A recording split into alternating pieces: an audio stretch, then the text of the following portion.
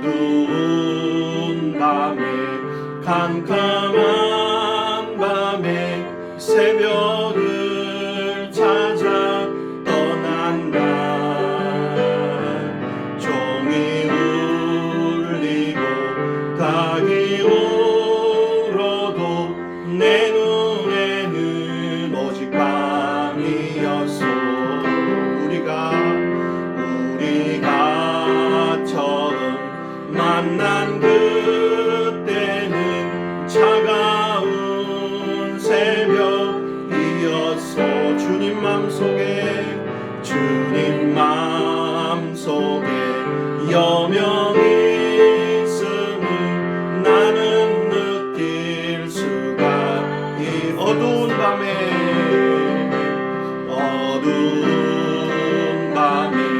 캄캄한 밤에 새벽을 찾아 떠난다. 종이 울리고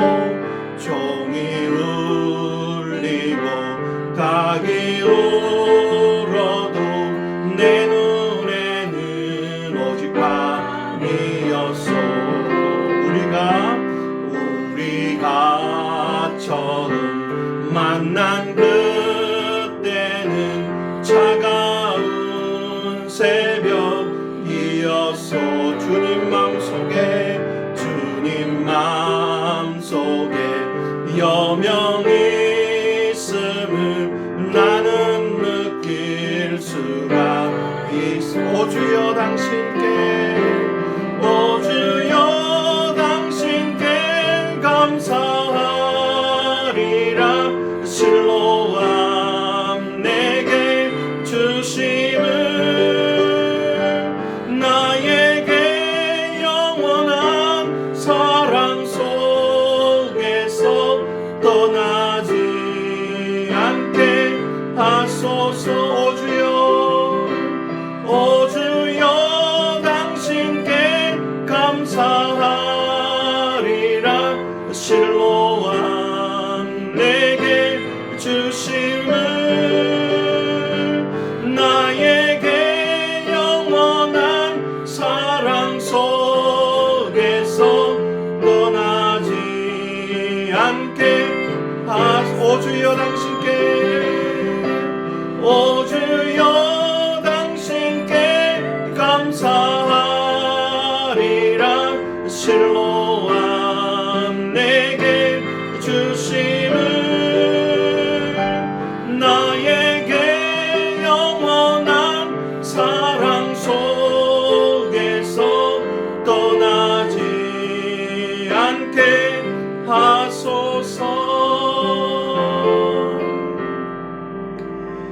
우리가 함께 기도하면서 예배를 시작하겠습니다. 함께 기도합니다. 살아계신 하나님 아버지, 고맙고 감사합니다. 저희들을 사랑하여 주셔서 감사하고 저희들에게 이 시간 예배할 수 있게 하여 주셔서 감사합니다. 하나님, 우리의 마음과 우리의 정성을 다하여서 살아계신 하나님 앞에 예배할 수 있도록 도와 주시옵소서. 예배하고 나아갈 때에 우리의 마음과 우리의 생각을 만져주시고 주께로 향할 수 있도록 도와주시옵소서. 부족한 종이 주의 말씀을 들고 섭니다. 주님께서 붙들어 주셔서 오직 하나님의 말씀만, 하나님의 뜻만 나타나고 전할 수 있도록 도와주시옵소서. 예수님의 이름으로 기도드립니다. 아멘. 오늘 저와 여러분에게 주시는 하나님의 말씀은 신약 성경에 있어요. 신약 성경 히브리서 13장 5절과 6절 말씀입니다. 히브리서 13장 5절과 6절 이 말씀을 함께 읽고 또 말씀을 나누기를 원합니다. 히브리서 13장 5절 6절 제가 읽어드릴게요. 혹 성경을 가지고 있는 친구들은 찾아서 읽어주세요. 히브리서는 신약 성경 뒷부분에 있어요. 요한 1, 2, 3서 바로 전에 야고보서 앞에 있으니까 여러분들이 찾기는 쉬울 거예요. 히브리서 13장 5절과 6절입니다. 히브리서 13장 5절과 6절 읽도록 하겠습니다.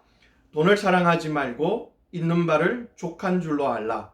그가 친히 말씀하시기를 내가 결코 너희를 버리지 아니하고 너희를 떠나지 아니하리라 하셨느니라.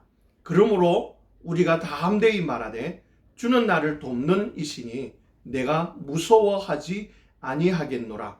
사람이 내게 어찌하리요 하노라. 아멘.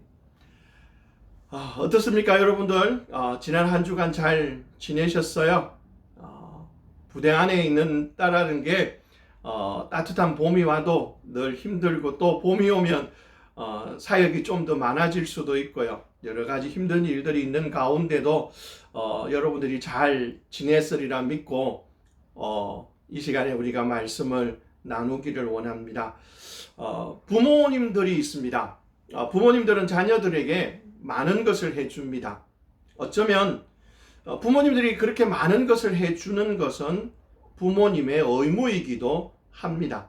즉, 내가 자녀가 되었기 때문에 부모님들이 내게 필요한 것들을 해주시고, 때로는 힘에 겹도록 돕기도 합니다.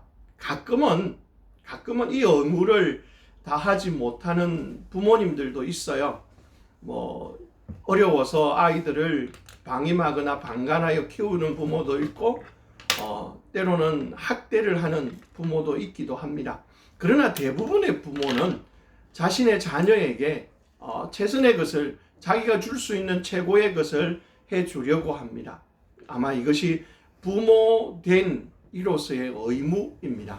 근데 이 의무를 하는 것, 이것은 우리가 가지고 있는 육체적인 부모님도 그 의무를 다하고 있지만, 영적인 저와 여러분의 아버지가 되시는 하나님께서도 그 의무가 있다라는 겁니다. 우리는 지난주에 다시 태어나야 합니다 라는 말씀으로 하나님의 자녀가 되어야 됨을 배웠습니다. 우리는 하나님의 자녀가 되지 않으면 사탄의 종이고 어둠의 자식입니다. 그래서 멸망할 수밖에 없고 죽을 수밖에 없어요. 영원한 형벌 속에 갈 수밖에 없습니다. 그리고 사람 스스로가 그렇다고 해서 하나님의 자녀가 다시 될 수 있는 것도 아닙니다. 오직 하나님께서 은혜를 베푸셔서 그의 아들 예수 그리스도가 이 땅에 오셨고, 그로 말미암아 우리는 예수님의 십자가의 그 죽으심을 믿음으로 하나님의 자녀가 된 것입니다. 이렇게 하나님의 자녀가 된 저와 여러분에게 하나님도 하나님의 의무를 다합니다. 즉, 부모된 하나님, 아버지 되신 하나님의 의무를 합니다. 그러면서 오늘 저와 여러분에게 하나님이 그 의무를 다 하시겠다라고 하는 그 뜻으로 우리에게 약속하시는 것들이 있습니다. 그래서 오늘 우리가 함께 나눌 말씀은 자녀가 받은 하나님의 약속입니다. 자녀가 받은 약속. 하나님의 자녀가 된 저와 여러분이 하나님께 받은 약속이에요.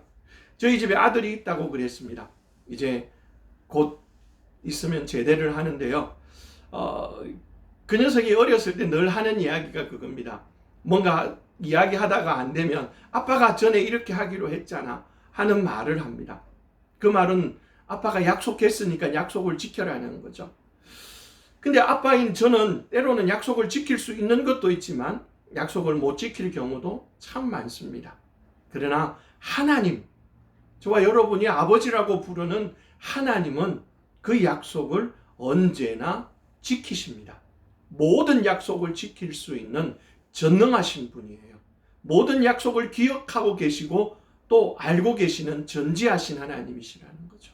그래서 바로 그 전능하시고 전지하신 하나님께서 저와 여러분에게 하신 약속들은 반드시 지키고 이루시는데, 그럼 그분이 어떤 약속을 하셨을까요? 먼저 첫 번째, 오늘 저와 여러분이 읽었던 말씀 중심으로 살펴봅니다. 말씀 중심으로 살펴보면 첫 번째 약속은 하나님께서는 어떠한 경우라도 하나님의 자녀인 우리와 함께 하시고 우리를 떠나거나 우리를 버리지 않는다라고 말씀합니다. 여기서 결코라는 단어를 썼어요. 이 결코라는 말은 어떠한 경우라도, 어떠한 일이 있더라도, 여기서 어떠한 이라는 표현은 하나님 편에서 어떤 일들이 일어났을 수도 있고요. 또 우리 쪽에서 어떠한 일들이 일어나도 하나님은 자기 자식, 자녀를 떠나지 않고 버리지 않는다라는 거예요. 항상 함께 하겠다라는 약속이라는 겁니다. 오늘 저와 여러분이 읽었던 이 히브리서는 1세기, 그러니까 예수님이 이 땅에 사역을 태어나셨고 사역을 하시다가 돌아가셨어요. 십자가에 못 박혀 돌아가셨고 그리고 성천하셨어요. 그 후에 예수님의 제자들이 복음을 전하며 나가던 이 1세기경에 쓰여진 기록이에요. 근데 이 히브리서가 기록될 때 예수 믿는 사람들에게는 결코 좋은 사람들이 없었어요. 왜냐하면 로마가 통치를 하고 있었고 로마의 시저 상제는 자기가 주라고 인정하기를 추앙받기를 원했어요. 근데 예수님을 믿는 사람들은 예수를 주라고 인정하고 살아가는 거예요. 그래서 그들에게 핍박이 있는 거예요. 그리고 대부분의 나라들은 심지어 유대, 이스라엘까지도 자신들의 전통적인 어떤 종교에 매여서 기독교를 인정하지 않았어요. 박해했어요. 핍박했어요. 그런 속에 있던 그들이 이제 이 가운데서 살아가야 돼요. 그래서 그들은 어쩌면 히브리서 12장에 나와 있는 대로 한다면 나그네처럼 집을 떠나야 되어졌어요. 어떤 사람들은 반듯한 집에 거하지 못하고 땅을 파고 숨어 살아야 되기도 했어요. 그래서 여러분들이 알고 있는 로마에서는 이 예수 믿는 사람들이 로마 시내 밑으로 들어간, 그래서 카타콤이라고 부르는 그런 곳에서 살기도 했어요. 이런 엄청난 고난과 아픔을 당했고 많은 필요들을 가지면서 나그네처럼 떠돌아다니며 살 때였어요. 근데 이들에게 이 히브리서 기자는 담대하게 말하기를, 너희는 돈이라고 하는 것, 그것을 사랑하지 말아라. 그것 때문에 너희들 매여 있지 말아라. 그거 없어도 된다라는 거예요. 돈이 지금 당장 내 손에, 내 수중에 없어도 가능하다라는 거예요. 근데 누가 있다라는 거예요? 오늘 말씀이 그거예요. 주님이 우리를 결코 떠나지 않고 결코 버리지 않는다라는 거예요. 그러니까 주님만 있으면 된다라는 거예요. 그들의 삶에서 가장 중요한 것, 그들의 아버지가 되고 구주가 되신 예수 그리스도가 그들을 버리지 않고 그들을 떠나지 않는다라는 거예요. 이 말씀은 그들에게 하나님께서 너희들과 함께 하시기 때문에 너희들이 받고 있는 환난이 없어질 거다라고 말하는 게 아니에요. 예수님이 함께 계시기 때문에 너희들의 배고픔이 금방 해결될 거다, 이 말이 아니라는 거예요. 주님은 그들과 그냥 함께 계셔서 그들이 당하는 그 고난을 이길 수 있게 하고, 그 고난 가운데서 넉넉히 그 고난을 당하면서도 이기고 믿음을 떠나지 않고 달려갈 수 있도록 해 주신다라는 의미예요. 이것이 주님이 함께 하심이에요. 저와 여러분이 잘 알고 있는 사람이 한 사람이 있어요. 구약 성경에 나오는데요. 꿈쟁이 요셉이에요. 여러분, 요셉은 아버지의 특별한 사랑을 받았습니다. 이 아버지의 특별한 사랑을 받고 살아갔기 때문에 이복 형제들이죠. 다른 형들에게 상당히 미움을 받았어요. 근데 설상가상으로 이 요셉이 꿈을 꾸죠. 요셉이 꿈을 꾸고는 이렇게 말하죠. 형들이 묶었던 그 곡식단이 나의 곡식단에게 절을 하더라는 거예요. 그래서 더 미움을 받죠. 심지어 한 번 더 꿈을 꾸는데 하늘에 해와 달과 별들, 특별히 형들의 별들이 내게와 절을 하더라는 그 꿈을 꾸고는 미움을 받습니다. 이 미움 속에서 이제 이 요셉은 형들을 찾아 떠난 어느 날 형들이 그를 붙잡아서 죽이려고 하다가 죽이지는 않고 이스마엘 노예 상인에게 팔아버립니다.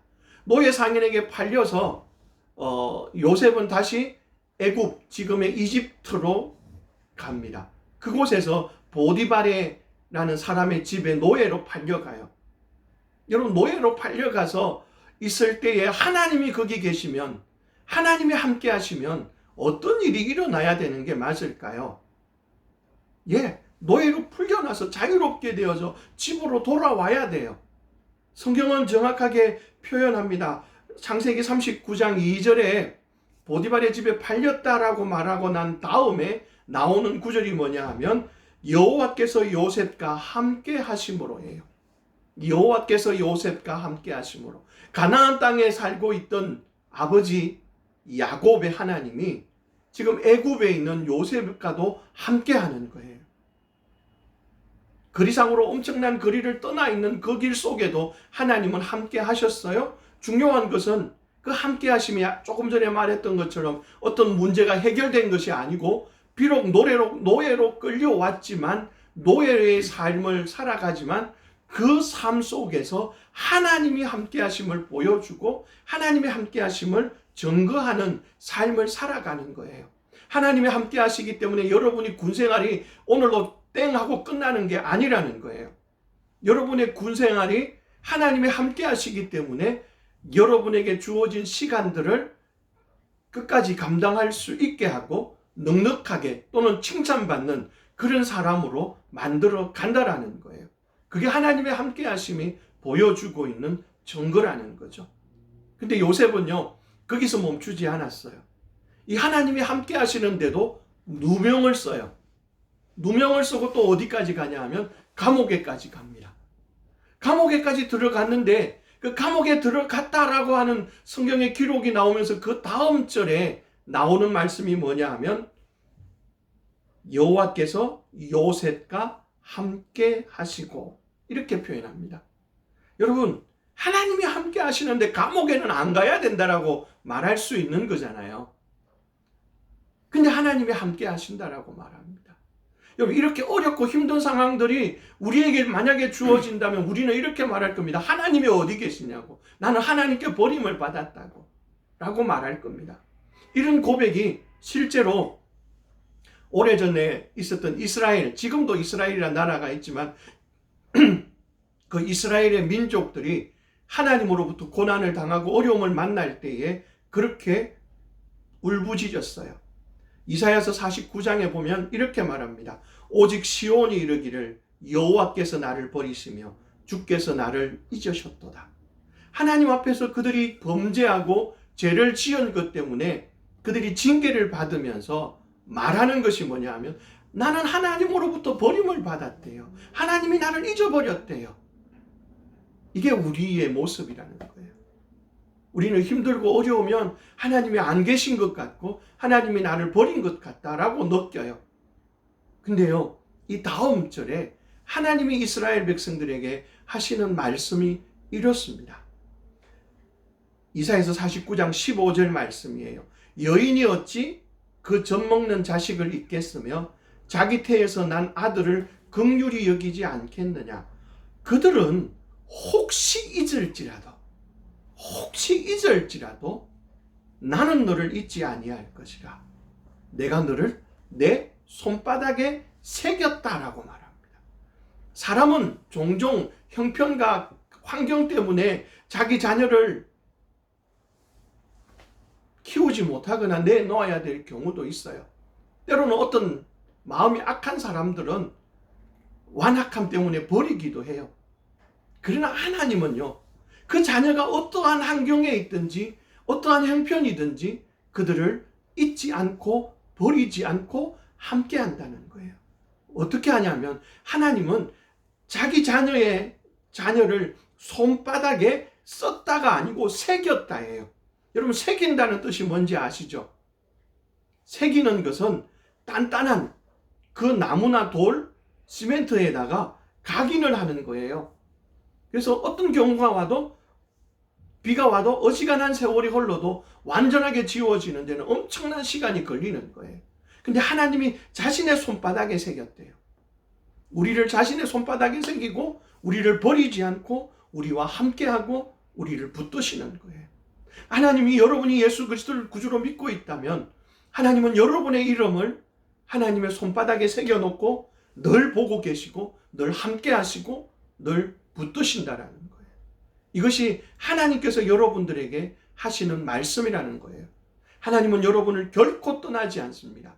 하나님은 여러분을 결코 버리지 않습니다. 여러분과 언제나 함께 하십니다. 이 약속을 기억하기 위해서 우리가 오른손을 한번 들어보십시오. 오른손을 들고 저를 따라서 하겠습니다. 여러분은 제가 여러분의 영상을 볼 수 없지만 따라 하리라 믿고 하는 겁니다. 저를 따라합니다. 자, 먼저 합니다. 하나님은 결코 한음이를 여러분 이름 넣으세요. 떠나지 않는다. 다시.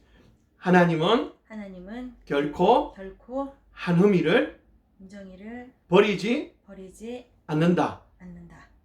이것이 하나님의 약속이에요. 그래서 여러분이 오른손 주먹을 보면서 하나님의 약속을 기억하십시오. 하나님이 나를 떠나지 않는다고. 하나님이 나를 결코 떠나지 않는다고. 비록 내가 실수하고 내가 때로는 잘못하는 죄를 짓는다 하더라도 내가 이미 예수 그리스도를 구주로 믿고 있다면 그분은 나와 함께 하시고 나를 떠나지 않는다라는 것을 기억하십시오. 이것이 하나님의 약속이에요. 오른손 주먹을 쥐고 누구를 때리는 게 아니고 이 오른손 주먹으로 하나님의 그 약속을 붙들고 내가 담대하고 내가 용감해질 수 있는 원인이 되는 그 약속이 이 손에 있다라는 거예요.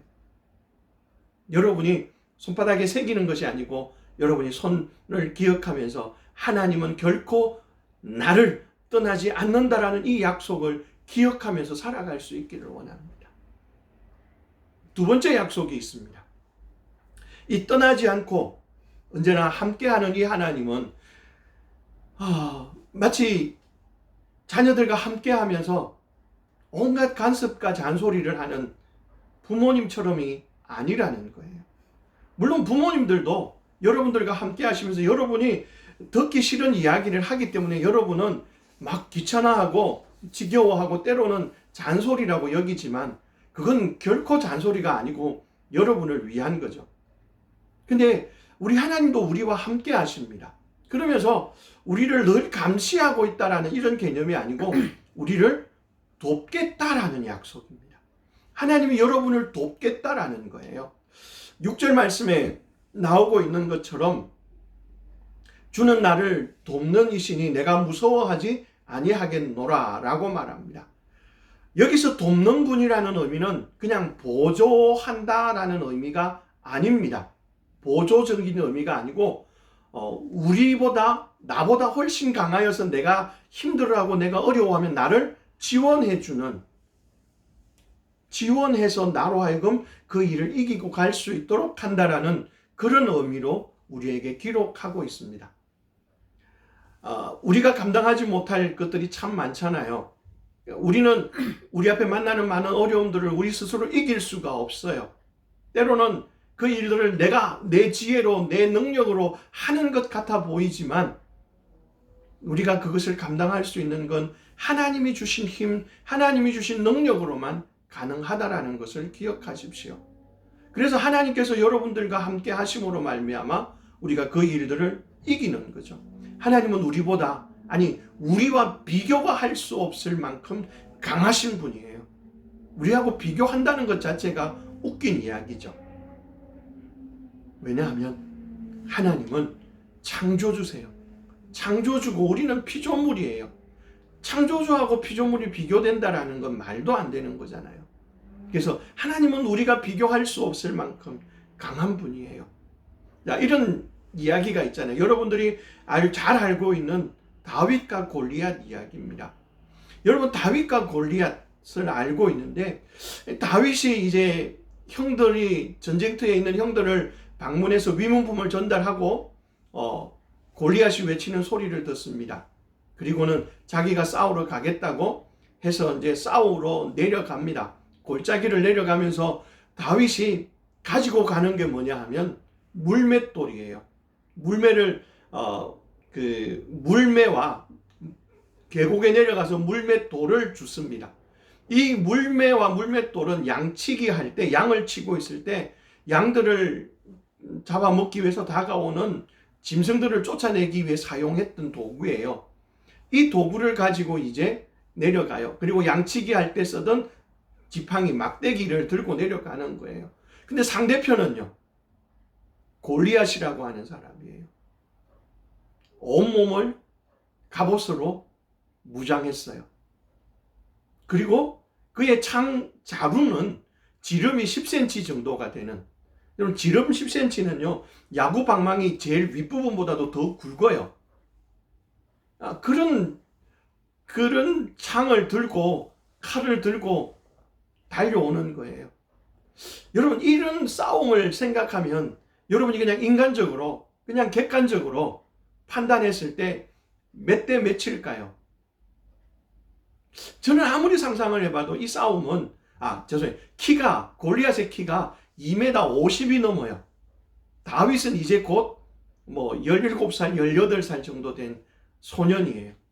이 싸움은 100번을 싸워도 100번 다 다윗이 지는 거예요. 인간적으로 볼 때, 그냥 객관적으로 볼 때요, 이길 수 있는 확률이 정말 없어요. 정말 없다는 거예요. 근데 이 싸움을 하는 거예요. 이 싸움을 하기 위해서 다윗이 달려가는 거예요. 근데 다윗은 이때 누구를 의지하고 가느냐 하면 하나님을 의지하는 거예요. 그 싸움을 할 때 달려가면서 다윗이 외쳤던 말을 한번 들어보십시오. 사무엘상 17장 45절 46절 말씀입니다. 다윗이 블레셋 사람에게 이르되 너는 칼과 창과 단창으로 내게 나아오거니와 나는 만군의 여호와의 이름 곧 내가 모욕하는 이스라엘의 군대의 하나님의 이름으로 내게 나아가노라. 오늘 여호와께서 너를 내 손에 넘기시리니 내가 너를 쳐서 내 목을 베고.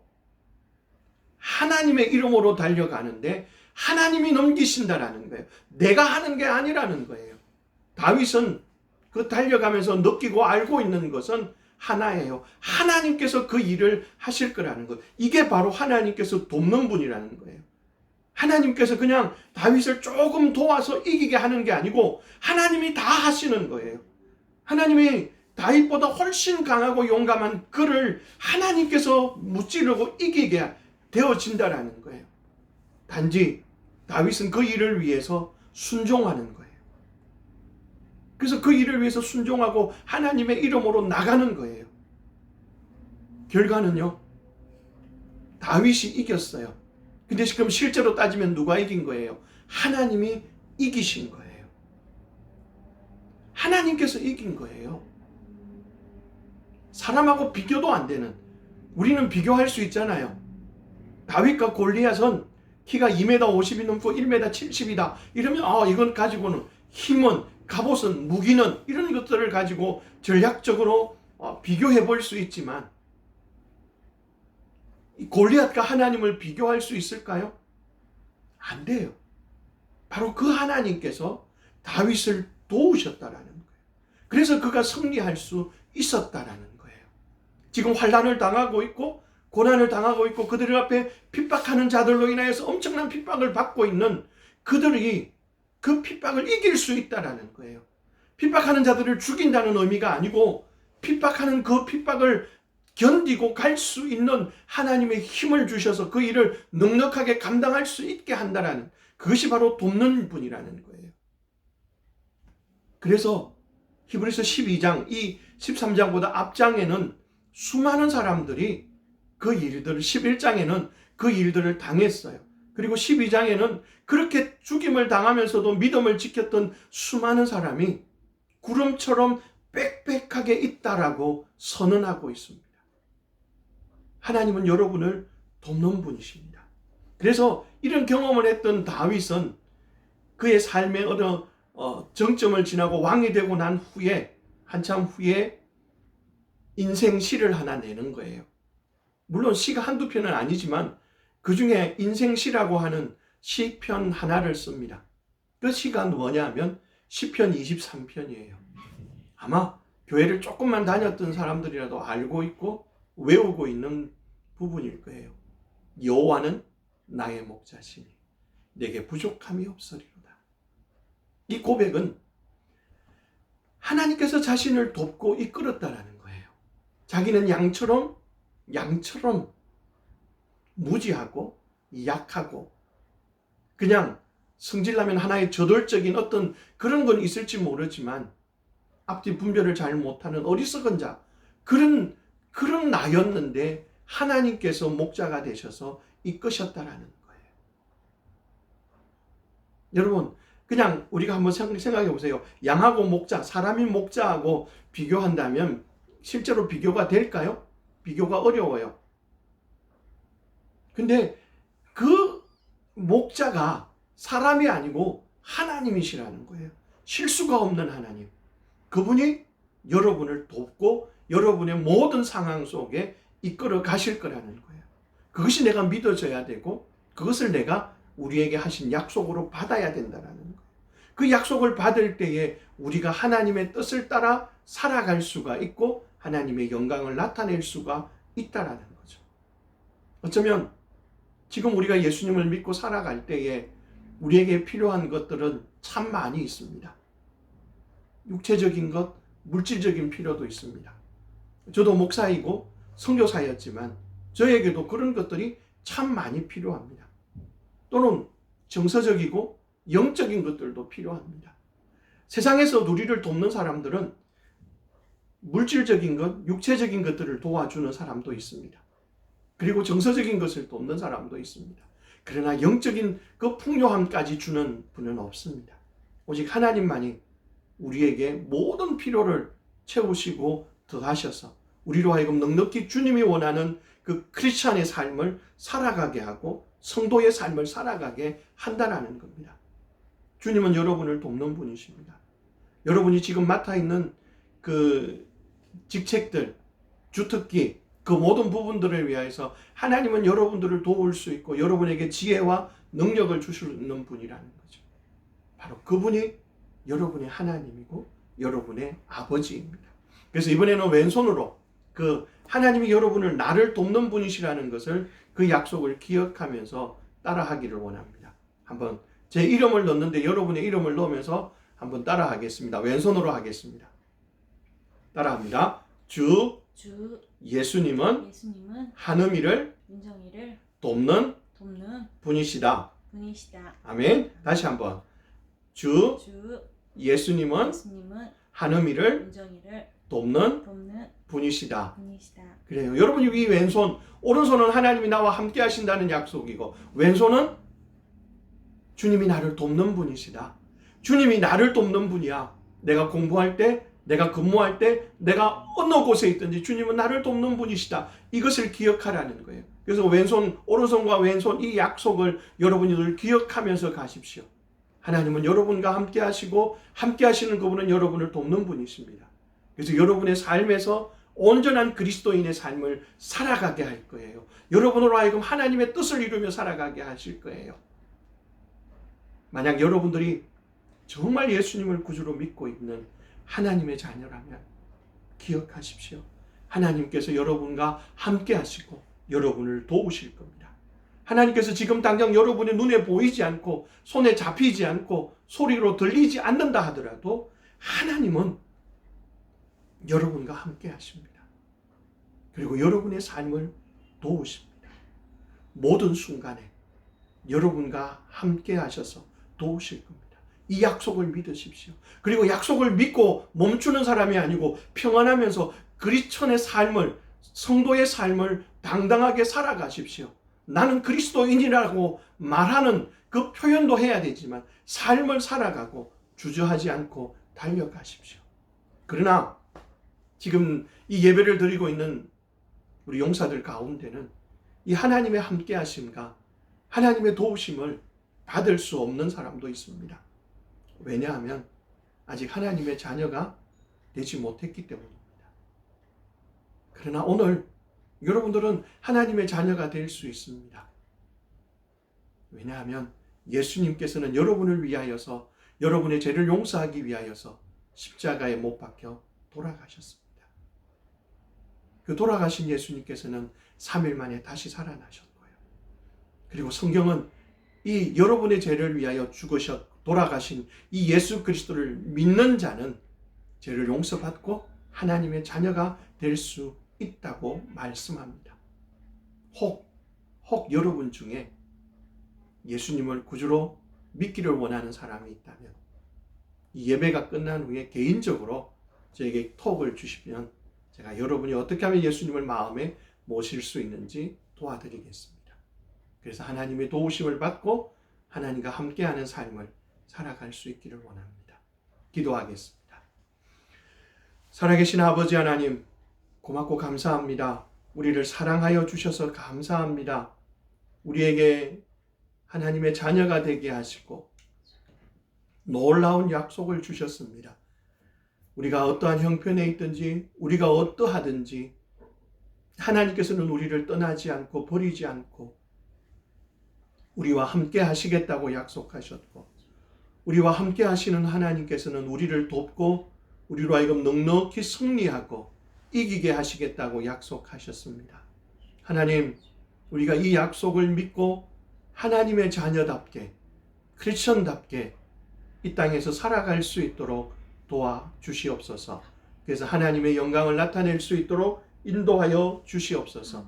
이번 한 주간도 하나님께서 저희들을 붙들어 주시고 인도하여 주셔서 한 주간의 병영 생활 속에서 하나님의 은혜로 인하여 감사하고 기뻐할 수 있도록 도와주시고 안전하고 건강할 수 있도록 도와주시옵소서. 또한 우리가 해야 될 모든 업무나 모든 일들을 잘 감당할 수 있도록 지혜와 능력을 허락하여 주시옵소서. 함께하여 주셔서 우리의 삶의 기쁨이 되게 하여 주시옵소서. 우리 군부대 안에 있는 우리 대대장님과 모든 병사들을 하나님께서 지켜주시고 보호하여 주시기를 원합니다. 평안에 평안을 허락하여 주시옵소서. 이제는 우리 주 예수 그리스도의 은혜와 하나님의 크신 사랑하심과 성령 하나님의 인도하심과 함께하심이 하나님께서 우리에게 주신 그 약속을 믿고 당당하게 살아가기를 소망하는 하나님의 자녀된 15보급 대대 용사들과 우리 15보급 대대 위에 그리고 우리의 나라 대한민국 위에 이제로부터 영원토록 함께 있을지어다. 아멘. 아멘. 감사합니다. 우리 예배를 마쳤습니다.